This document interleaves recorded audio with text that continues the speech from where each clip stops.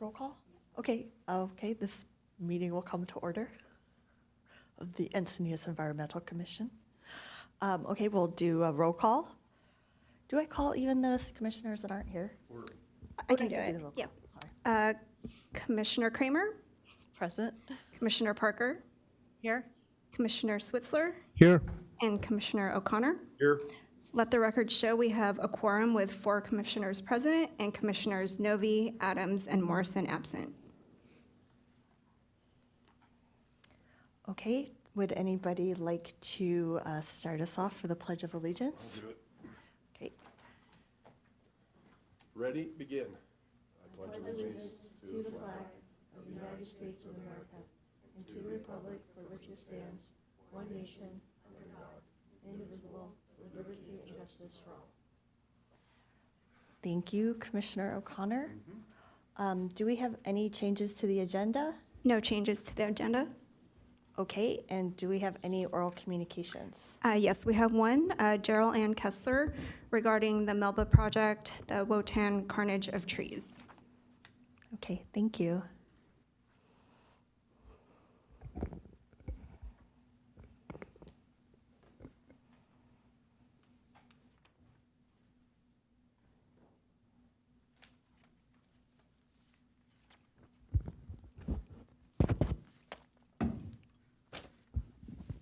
I would like to speak about the potential density bonus housing project on Melba Road that is slated to take down 175 trees, 30 smaller trees and native shrubs, and demo 3 beautiful homes built in 1938 and another home built in around the 1980s on the property.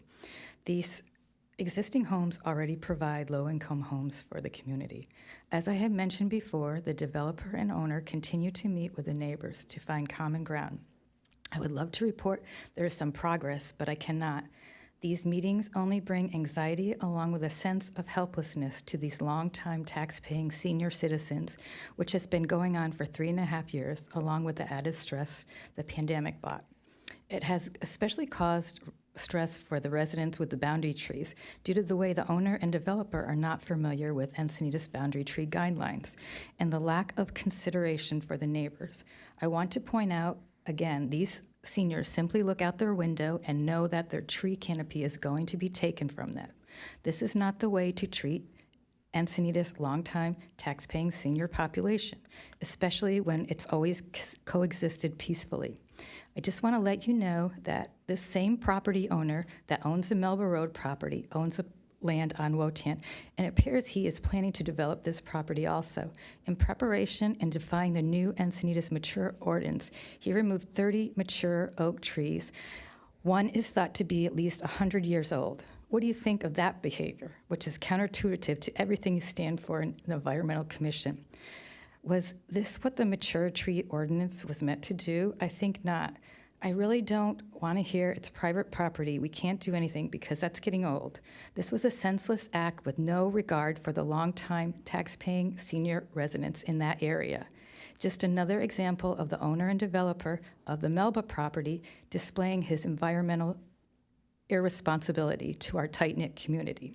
We can't fix a broken person like him, but please support our community with the preservation of this Melba property in any way you can. The Melba property is rich in Encinitas history and has been used for agricultural purposes through the years. If you walk the property, you'll see that this is one of the last remaining open spaces in the area, and it's loaded with mature Torrey pines that may be close to 100 years old, and also serves as our neighborhood's unofficial wildlife corridor. It serves as a linear park for our community.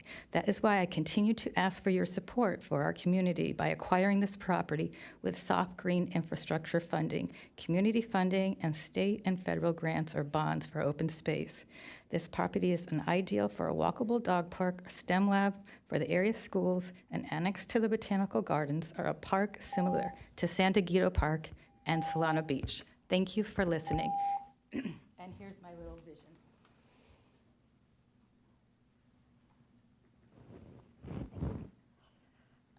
Thank you. Okay, and do we have any other oral communications? No other communications. Okay. Okay, so I think we have a presentation on Surfrider Ocean-Friendly Restaurants by Vicki Conlon. And I don't know if Commissioner O'Connor, you wanted to give an intro? So just real quickly before that, we need to approve oh, I'm so sorry. You're right. Next is the presentation. I apologize. No problem. All right, I'll introduce Vicki. She's been with Surfrider for many years, and she is the lead for the Ocean Friendly Restaurant Program, which is countywide with a whole cadre of volunteers, and she's brought Stephanie with her, one of her core co-leads. So please let us know about Ocean Friendly Restaurants. Thank you, Mark. Before I get started, I apologize for my voice. It's a month-long bronchitis thing that I've been fighting. I'm not contagious. So, as you can see, the Surfrider Foundation has been around for quite some time. It was a grassroots effort back in 1984. And there are 200 chapters and clubs as of today. And we've had 800 plus victories to protect our coastline. And this year alone, Vicki, about 100. can I stop you just for a second? Yes. Can you speak into the microphone? Because otherwise it won't be recorded. Oh, gosh, I'm sorry. I didn't know I'm being recorded. Would you like me to start over? No, that's okay. Just continue speaking in the microphone. Can you hear me? Okay. 182,000 volunteer hours this year alone. So it's a very strong activist network. I'm just so not used to this little clicker working in other venues. Got to figure out how to do it. Just overview of the agenda tonight. We'll start with the introductions of myself and Stephanie. And we'll have time for questions and answers at the end. So, as Mark said, my name is Vicki Conlon, and I am an OFR co-lead. I've been involved with the OFR Ocean Friendly Restaurant program with Surfrider since 2016, and I became involved in the Ocean Friendly Restaurant program because I was one of these people that would go to the restaurants with my Tupperware container for my leftovers or ask stores not to bag my groceries, and I would get the eye roll, and this woman is really weird, and I would embarrass my children a lot. They would want to hide under the table. And when I found this program, I thought, oh my gosh, these are my people. And this is a whole program and a whole organization that care about these things. So I was really excited to get involved with the Ocean Friendly Restaurant Program. And I'm going to introduce my co-lead, Stephanie Cash, and she can say a little bit about herself. Do you want it? So we can record. Hi, everyone. I started out with Surfrider doing solo pickups on the beach, cleanups on the beach and that type of thing. Always been involved with the environment. In fourth grade, I was secretary of Save the Whales organization in my neighborhood. So anyways, I love restaurants, food and wine. Lived about 10 years up in Napa. So very much into that. And I'm also into reducing plastics and not, just, I won't go on, but I'm like you, what you just talked about. We're twins, no. So anyways, I'm here to just pass the word around, educate people, and get everyone on board. So thank you. Uh-oh. I did speak too soon. Oh gosh. Okay, I pushed the wrong button. That was me. So we launched the Ocean Friendly Restaurant Program back in 2015 in response to the increase in plastic pollution. And currently across the country, we have about 425 ocean-friendly restaurants. Our numbers did drop because of COVID, and we're getting our momentum back since post-COVID. And here in San Diego, we have 90 ocean-friendly restaurants. And you can see Good On Ya is actually in the process of renewing. They've been long-time OFRs. Also, Java Hut Cafe, Surf Dog Java Hut Cafe is also an ocean-friendly restaurant. And as you know, probably already, they won the environmental award this year. So congratulations to them. And good on ya, if I'm not mistaken, Mark, they won last year. A couple years ago. Okay. So we're very proud of our ocean-friendly restaurants. You have 6 ocean-friendly restaurants currently in Encinitas, Tamaki Sushi Bar, Bird Rock, Coffee Roasters, Naked Cafe. We mentioned Good On Ya, Java Hut. I'm trying to think, who is the other one? Yeah. No, it wasn't Lofty Coffee. Oh, my goodness. Let me see in my notes. I thought I would remember. Is Kai's kind of close again, or? Remember, we decided that they would be okay to separate their two. We need to talk to them about that. Who am I forgetting? Bird Rock Cafe, Sushi Bar? Huh. Well, anyway, you have 6 here in Encinitas.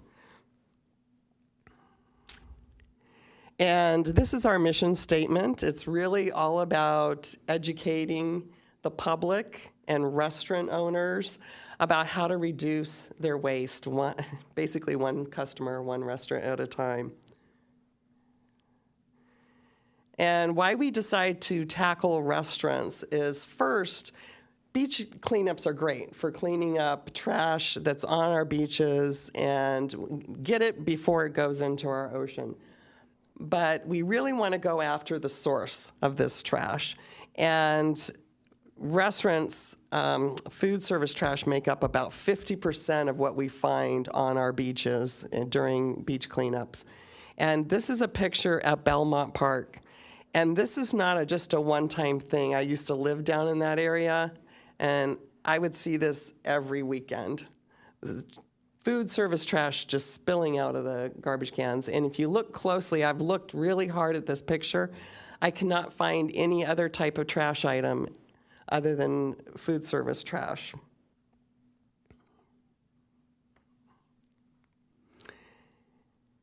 Another reason why we wanted to focus on restaurants with this program is that consumer attitudes are changing, especially with the younger generation. This was a small survey of only 89 respondents, but you can see how favorable sustainable practices are for the customer. It does influence where they eat and what they think of a restaurant.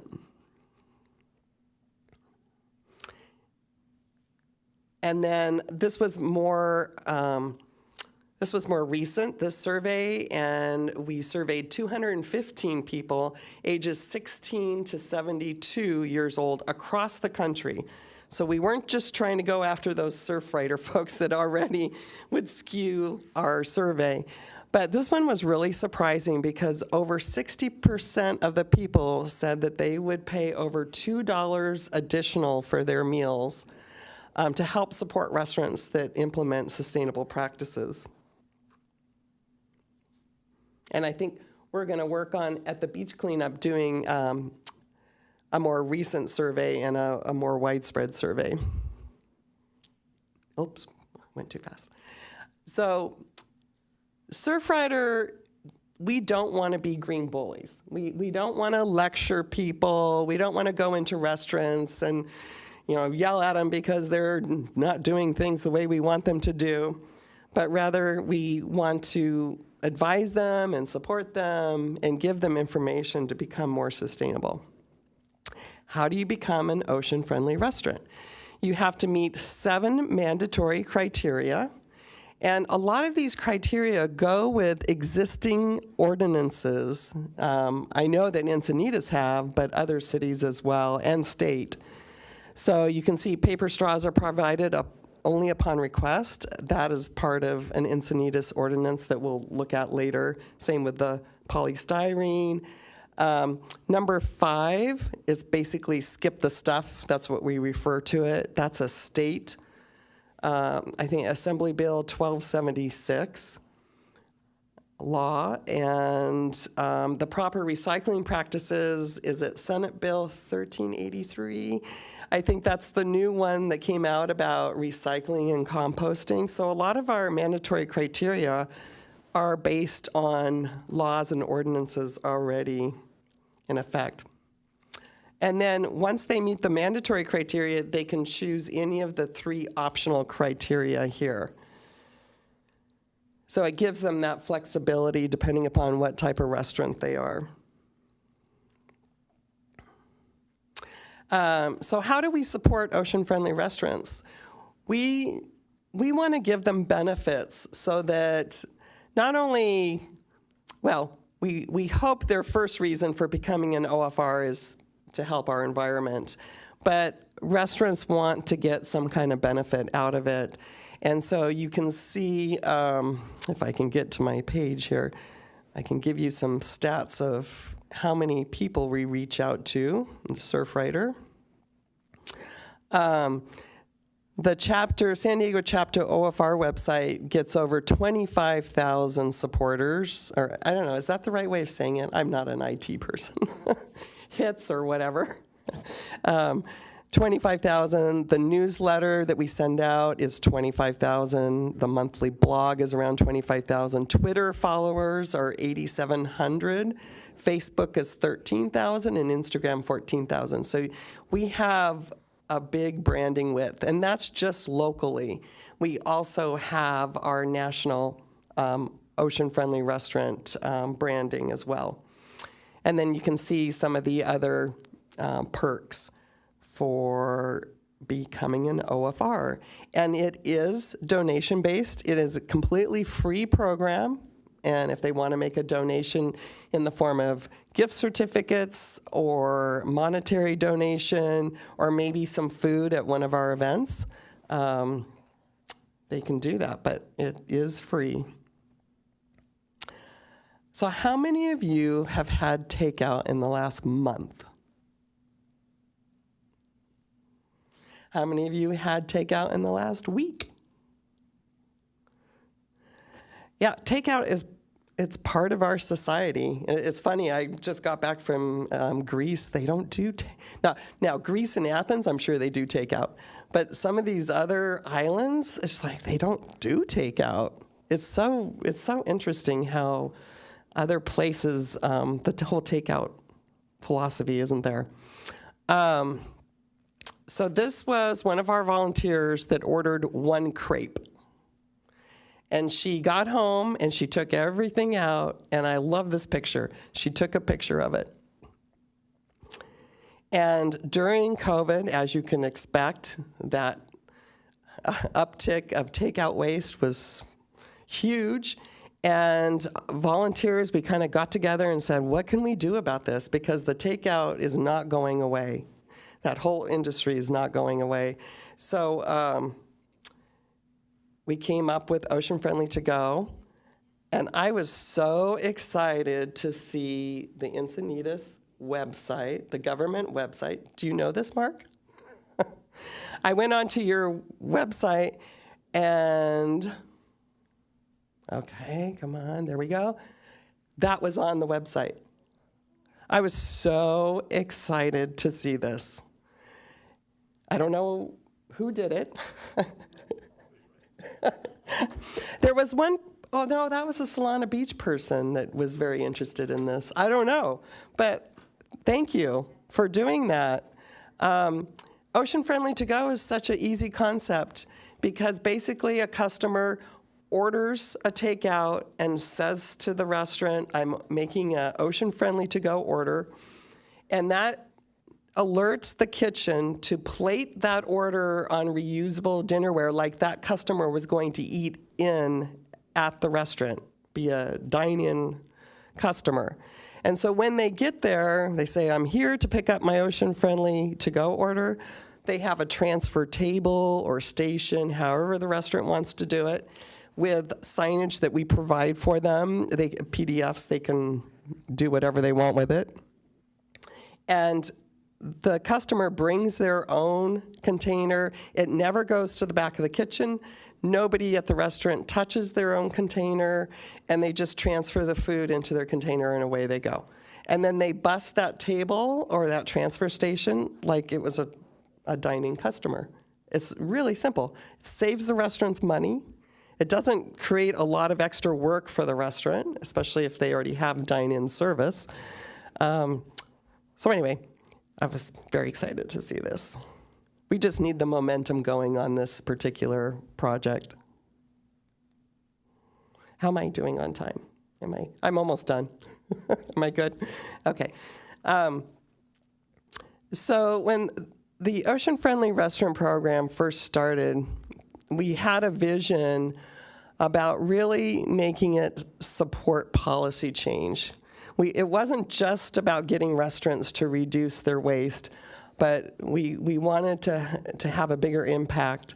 And so we've had various campaigns over the years, lots of educational outreach that has helped cities pass plastic reduction ordinances, including Encinitas, because I do not remember when it was.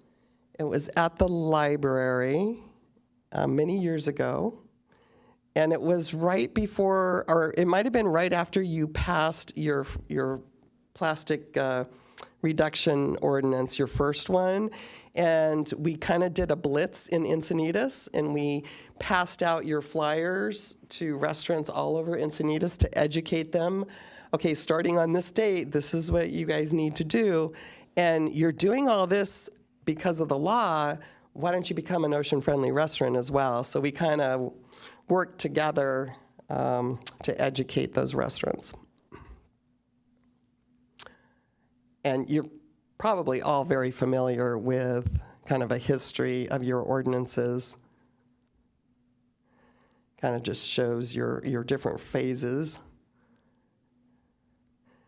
And this was the flyer I remember that we passed out. So I'm not sure what year this was. It doesn't have a year on it. Does anybody know? Was it 20? Okay, that sounds about right.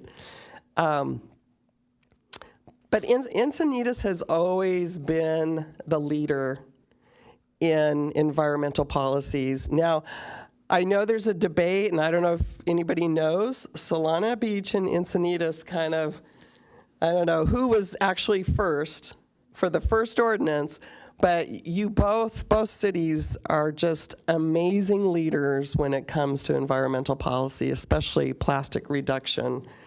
And because of that, whoops, I skipped the balloon ordinance. Thank you, Mark.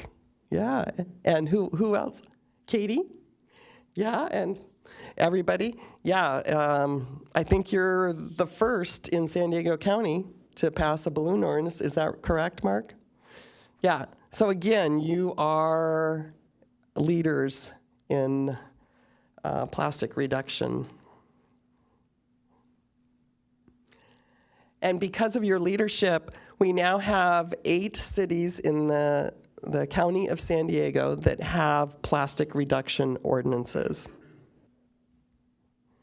You led the way. And I'm setting you up. And I'm going to skip that one and come back because I put them in the wrong order. So I'm setting you up because I would love, Surfrider would love for you guys to be the first OFR city in the country. Again, we have OFR programs all over the country, and Del Mar is attempting it. We haven't, I don't know, we've kind of lost connection there somehow, and part of it had to do with COVID, because we started this before COVID, but you could still be the first OFR city in the country. Now I'll go back. And I think the easiest way to start, we have these brochures. Oh, and this is, we have these upon request that we hand out to, restaurants.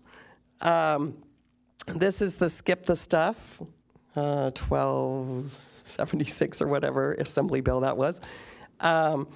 Even if the restaurant is not an ocean-friendly restaurant, we like to hand these out, excuse me, so that they can put it by their register where people pick up their to-go orders, and just remind people that it is a law in California that they can't automatically put all that stuff in your to-go bag. So when you're going out to your favorite restaurant, you might want to bring one of these along with you. And then you can bring one of, oh boy, it's going. You can bring one of these brochures, and Mark, can you finish for me? Or Stephanie. This has been going on forever. I can kind of finish a little bit too. I gave you one of each of those handouts, and on the one with all the information, I put my contact information. So if you wanted to go out to your favorite restaurant, and if you know the manager or the owner and want to hand that to them, my information's there for any other questions that they might have. So we're asking you to become Surfrider volunteers for the evening when you go out to eat at least one time, and see if you can help us swing one restaurant towards the program. Yeah, and like the slide says, the most successful way of getting restaurants to be ocean friendly is through their customers. It means a lot more coming from a customer that dines at their restaurant. And so I brought a lot of brochures. You can take as many as you want, and upon request only. And if you have any questions, I have a question. oh, Stephanie, stay up here in case I lose it again. Who said that? Oh, yes. Oh, I was just Carol. wondering, is Nectarine Grove an ocean-friendly restaurant? No. Oh, that's, Is that in Encinitas? yeah, it's up on Leucadia, 101. Very you only have- health-oriented food. Yeah, You'd think they would. you only have 6, and it's not that they don't want to be, it's just educating them about the program. It's just letting people know about the program, because like I said, it's a free program, and they get great benefits for being a part of the program. So Yeah, just to add to that too, we're partnering with the beach cleanup at Moonlight Beach. So we started having a table there with OFR, and then we're having like maybe even Naked Cafe, who is an OFR, and they are actually here in Encinitas, so that might bring us up to the 6. So where we're having actually like a OFR after party where people can go to like Java Hut. They gave discounts and free drip coffee if they went, if they had their stamp from doing the sorry. The beach cleanup? So that's one of the ways also for us to reach out to the community and get word out. Yeah, so that's. There used to be an app that would kind of like promote the restaurants. Is that still active? I'm just thinking of ways for these restaurants to get the benefit of like increased visibility, increased customer base. They're on Open Table also. Open Table has ocean-friendly restaurants listed. yes. And we still need to get it. Oh, really? There's an app, there was actually a volunteer from Encinitas, I think, or somewhere in this area. That's what she did for work, and she was willing to help us with an app. Right now, we're doing a beach cleanup app, and it's Okay. taking all of our IT people. We have a very small IT department, so that's kind of, we're hoping next on the table, because it would be a great idea. An app for restaurant owners, an app for customers, Yeah. the OFR map, which we have online. Yeah. But not on an app. So Okay. If if they're traveling to Washington DC, they could Yeah. look up where's the closest OFR. Maybe that wasn't an OFR app. I remember looking in the past, and there was like a sustainable seafood app from an Yeah, there are, I've seen environmental- that. There was an app that was ocean-friendly restaurants near me. Okay. And boom, and they'd pop up for you. Yeah. Yeah, and one thing to keep in mind too is that there's only 2.5 paid positions for the San Diego Surfrider Foundation chapter. All the rest of us are. And that's not us. Not us. Yeah, it's all volunteer, so that's really, I'm really good to. sorry to cut off. I know she Yeah. needs to go, and she still needs to. I'll let you decide.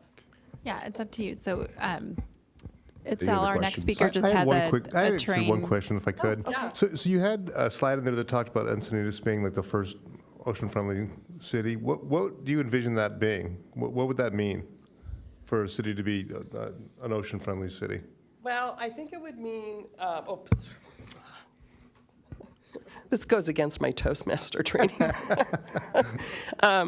It would mean that maybe other than chain restaurants, because Mark and I have had this discussion, it's really hard to get the whole chain restaurant thing. But any other restaurant besides the big chains like Jack in the Box and all those, to be an ocean-friendly restaurant. For example, and then I got to let your other person go. I went to Phil's Coffee to get a coffee for there.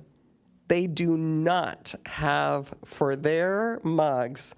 And I wanted to scream because guess what the excuse was? COVID. They're corporate, COVID. I'm thinking, oh my gosh, really? You cannot use that as an excuse.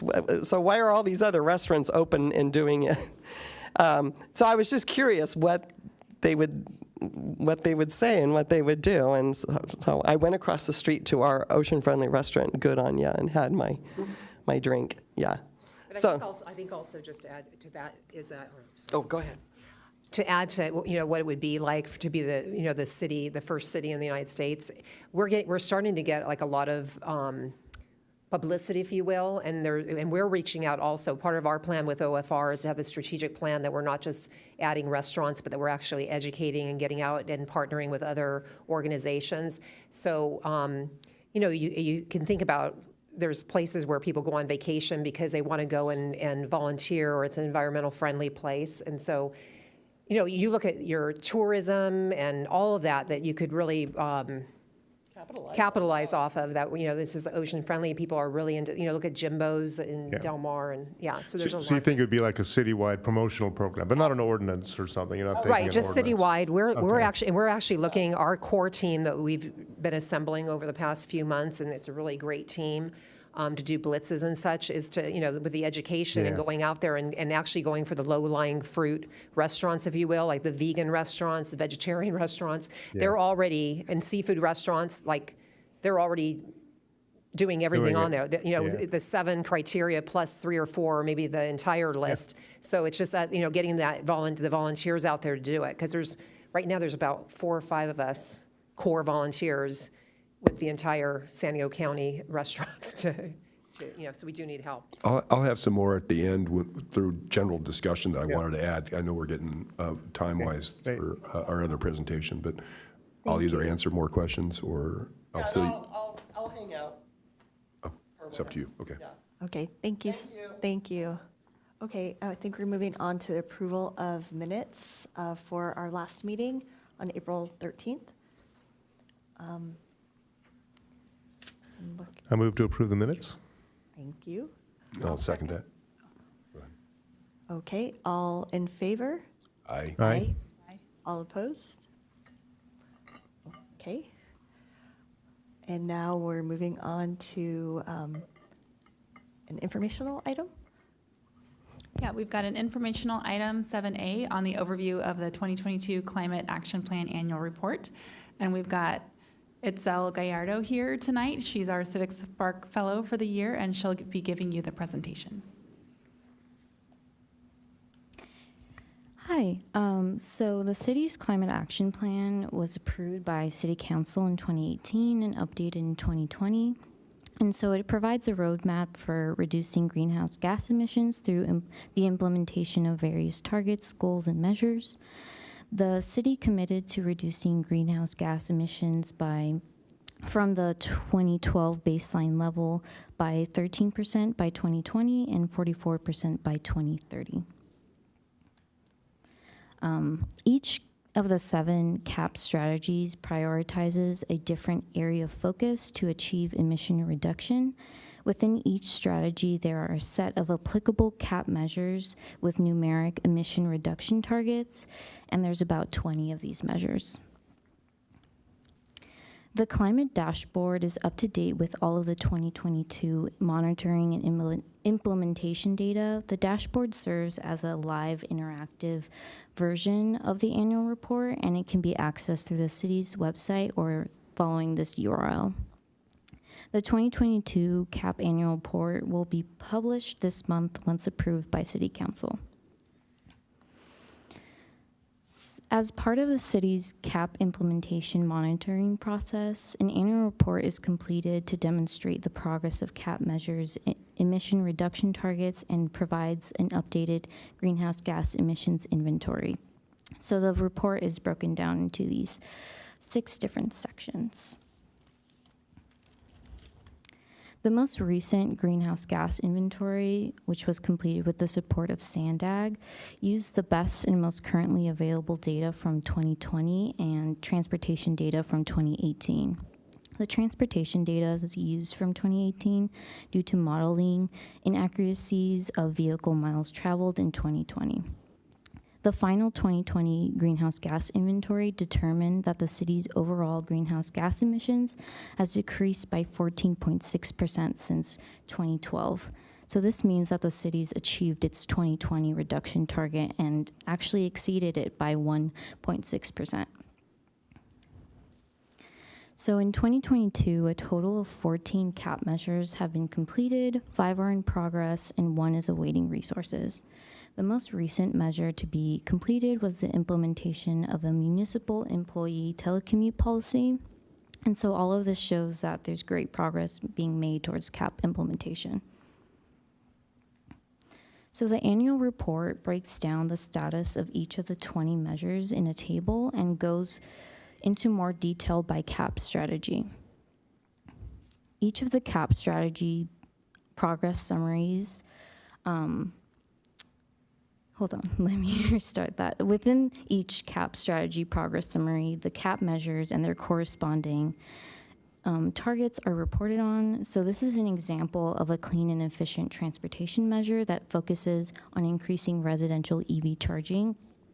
So in 2022, there was 29 EV chargers that were installed in homes, and there's been a total of 187 EV chargers installed since 2012. Additionally, the graph shows that we've reached the 2020 target for this measure. So this is kind of an overview of the highlights from the 2022 implementation. The green building regulations have been readopted. B-Cycle completed their pilot year and established a bike share program in the community. Publicly available EV chargers actually doubled in Encinitas, and this includes the 6 fast DC chargers located in the lower lot of City Hall.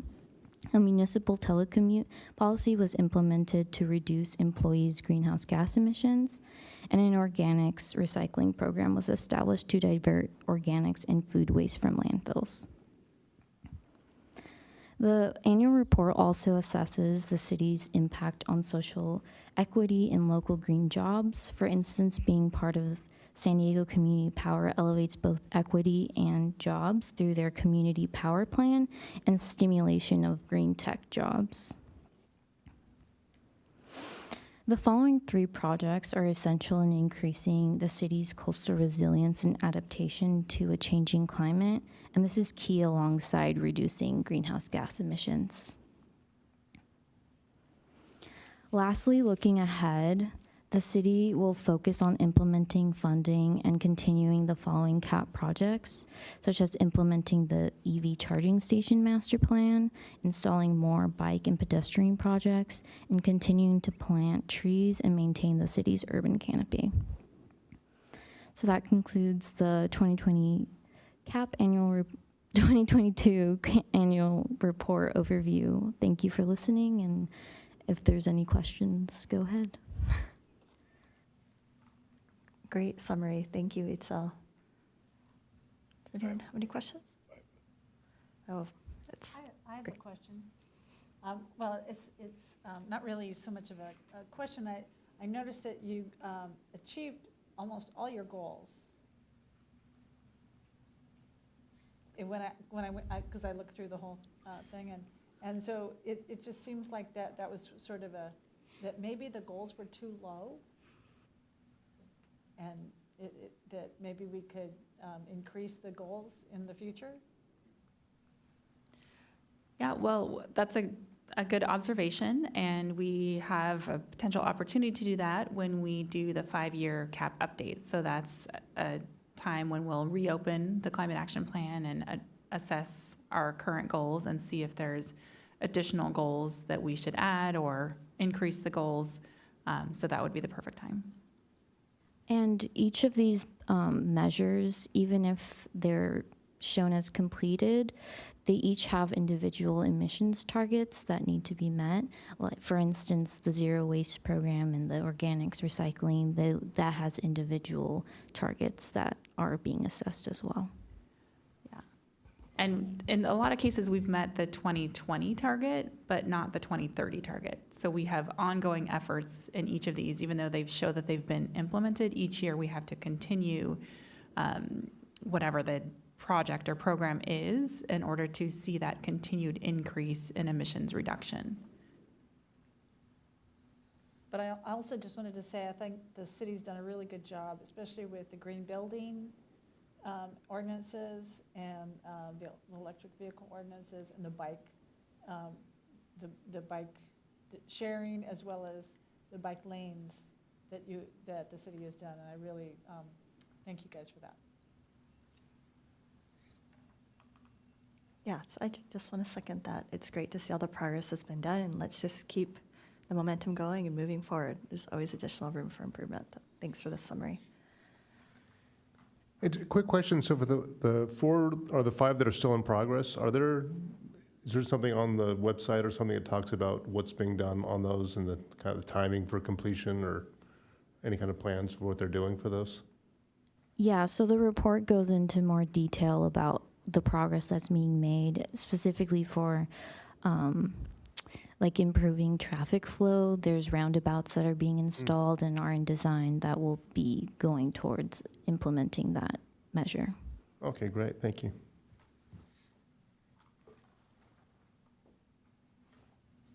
Okay, thanks. I guess we can move on to our next item.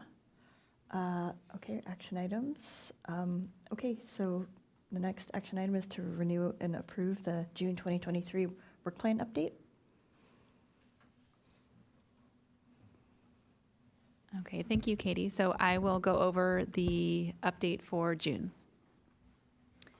So in priority 1, which is commission outreach and representation, I will share that we had a couple of things happen, a couple of things ahead. So on May 9th was Commissioner Parker and Commissioner O'Connor visited Oakcrest Middle School and got to take a look at how they're doing their zero waste lunches and their organic diversion that they've just launched.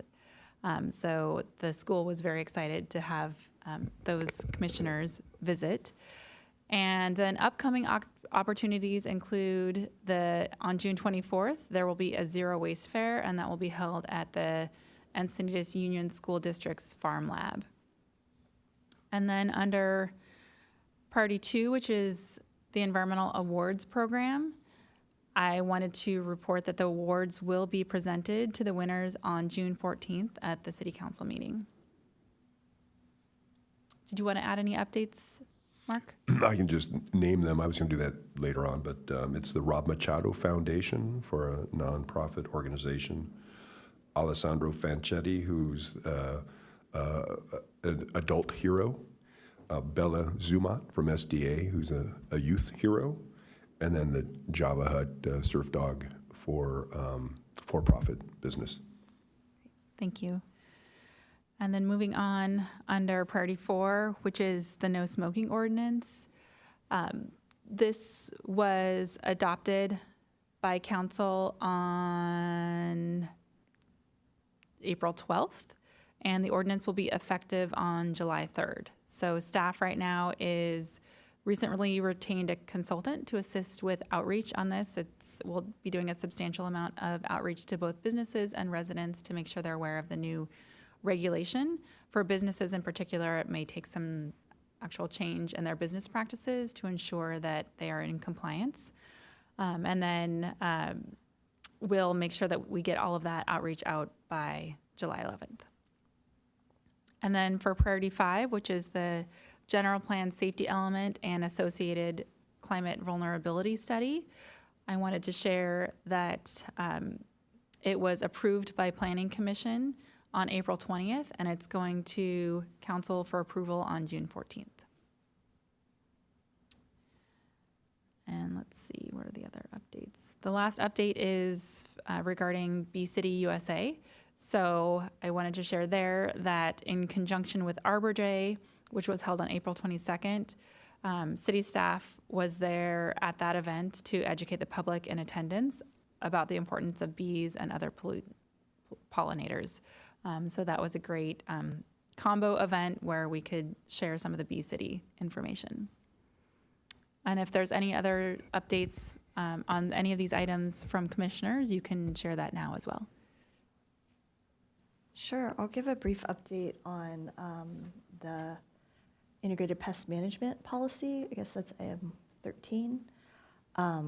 We did meet the subcommittee members of the IPM item, met with Parks and Rec staff to talk about kind of the evolution of the current version of the integrated pest management policy for the city and how it's being implemented, mainly with regards to kind of the application of high toxicity pesticides. We get some community members speaking at the meetings that are concerned with the potential for some of these pesticides to be applied throughout the city.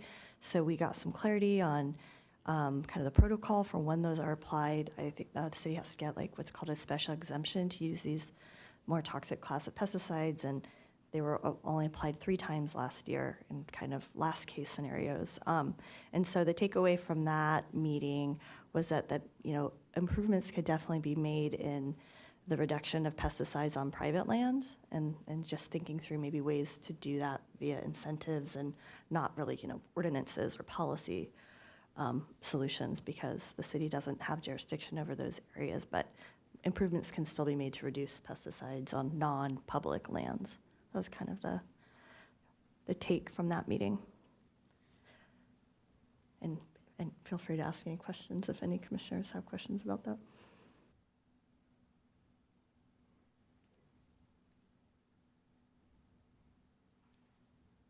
I think the one thing that we talked about was that the possibility of discussing with commercial businesses about reduction of pesticide use,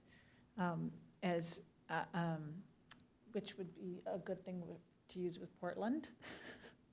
I mean, in terms of a liaison of communicating with commercial landscapers, commercial businesses that use pesticides. Good point, yeah. So there's some more work to be done. There's more work to be done. Maybe we can brainstorm some ideas within the subcommittee. Okay, do we have any other updates? Guess we can move on to the next. Oh, I guess so now, does someone need to make a motion to approve the updates? I'll make a motion to approve the updates. Okay, any seconds? I'll second. Okay, all in favor? Aye. Aye. All opposed? Okay, moving on to 9, any commissioner-initiated action agenda items? There's none. None? Oh, okay, thank you. Okay, number 10, updates on item of interest. I'll go with a couple things. Katie and I are still working on the plastic bags, trying to get the produce bag and the checkout bags ordinances modified to eliminate plastic and go to paper and other alternatives. So we're still in the middle of that. Should be down the road, not too long, presenting to all of us to get permission and moving forward to council with it. So, but it's still in works. Do you have anything you want to add on bags? I think that's it. It's just that a presentation will be forthcoming to the full commission on proposed action for that item. Okay. And then I wanted to move on to, I said I'd piggyback some more on the Ocean Friendly Restaurant as an update. With Java Hut receiving the award this year, we're hoping that gets some momentum going in the city. you mentioned Nectarine Grove, and I've been there and talked to the manager and handed out these same things. And it's difficult at times to get to the owner and get to the right person. And that's why having people who have those contacts, and it's your favorite restaurant, and you eat there all the time, that's the person we need to get to contact the owner for us. So the idea was to have Encinitas as it's the first city, but sure would be nice maybe just to get the 101, or just get Cardiff, or downtown Encinitas, or Leucadia, and work it in piecemeal. So there's a lot of brainstorming going on how to accomplish that, because it could be Cardiff with the 15 or so restaurants is the first community to be fully ocean friendly. So there's a lot of ideas on how to get that done.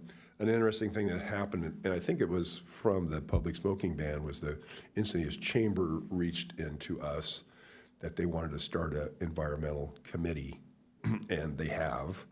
And Crystal and I attended their first meeting, and again, it's just like 5 or 6 businesses, owners or managers, the chamber staff, and it was just a brainstorming session, and probably meet quarterly.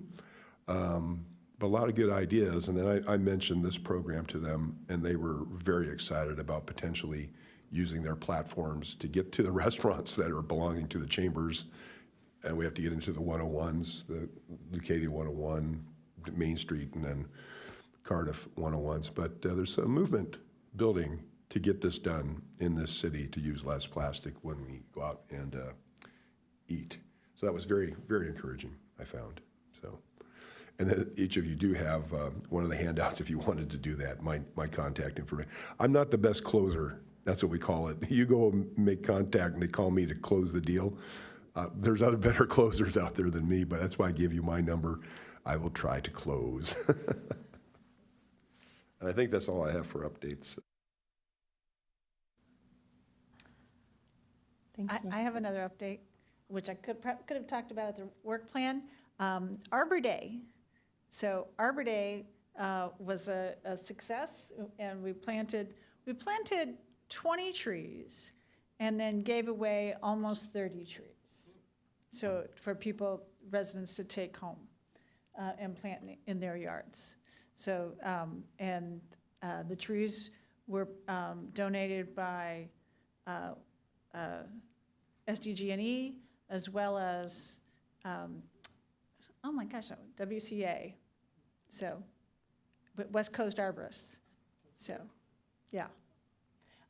But the other thing I wanted to talk about was there were at least 3, if not 4, Parks and Rec commissioners there.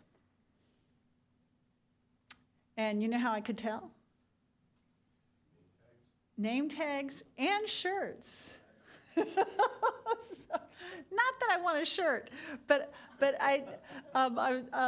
anyways, I just want to say it's really a good thing to go out and meet the community and talk with the community, and also have a public-facing commission.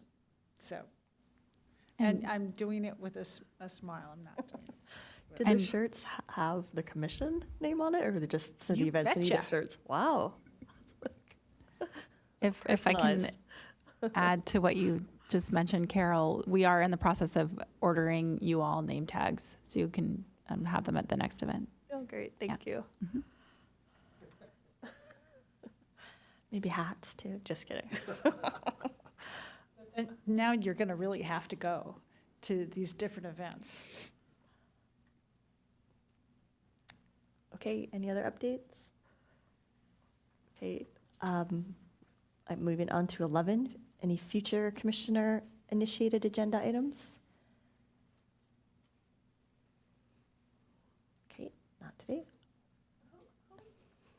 Who's doing the programming of speakers? Who's? There's a subcommittee now that I'm blanking on who's on the subcommittee. Ari Maria, do you remember? is, and Ari and myself, he's contacted me, and he's looking into what some of the other commissions have been doing. Okay. Is it the 2 of you, or are there any others? Is it I Morrison think as well? Commission Morrison, too. Yeah. Yeah, that's right.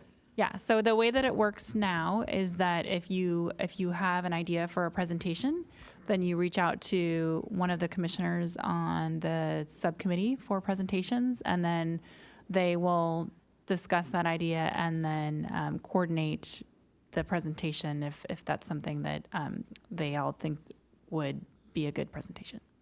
So I worked with Ari on getting OFR here tonight. Oh, great. Okay, cool. Yeah. Okay, I think I just wanted to say one last thing. Happy Ocean Day. Yee. And this meeting is adjourned. Thanks. Good job.